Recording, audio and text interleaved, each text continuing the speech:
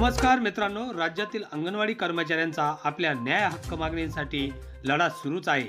कर्मचारी आंदोलनासंदर्भात काय आहे शासनाची भूमिका, पाहूयात सविस्तरपणे आपल्या पीएम्स नॉलेज हब या यूट्यूब चॅनलच्या माध्यमातून। तत्पूर्वी मित्रांनो, विनंती एकच असेल, आपण जर आपल्या चॅनलवर नवीन असाल तर जरूर सबस्क्राइब करा, जेणेकरून आपणास अशाच प्रकारचे अंगणवाडी कर्मचारी रिलेटेड न्यूज अपडेट्स मिळत जातील।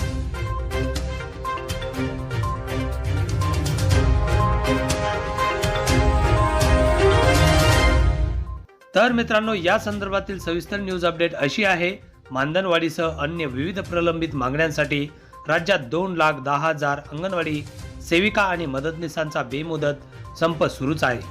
या संपामुळे राज्यातील सर्व अंगणवाड्या ओस पडल्या आहेत। अंगणवाडी सेविका आणि मिनी अंगणवाडी सेविकांना दरमहा 26,000 रुपये आणि मदतनीसांना 22,000 रुपये मानधन मिळावे, ही महाराष्ट्र राज्य अंगणवाडी कर्मचारी संघाची प्रमुख मागणी आहे।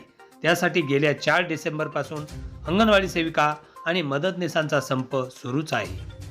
अंगणवाडी कर्मचारी संपामुळे अंगणवाडीतील बालकांच्या पोषणावर परिणाम होत आहे।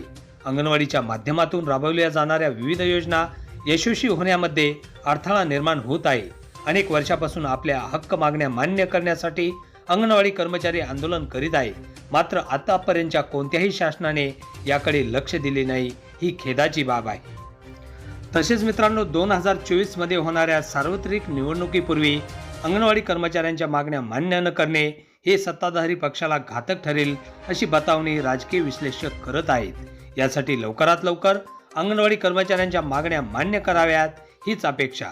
तर मित्रांनो, अशाच न्यूज अपडेटसाठी कनेक्टेड राहा आपल्या पीएम्स नॉलेज हब या यूट्यूब चॅनलशी। धन्यवाद।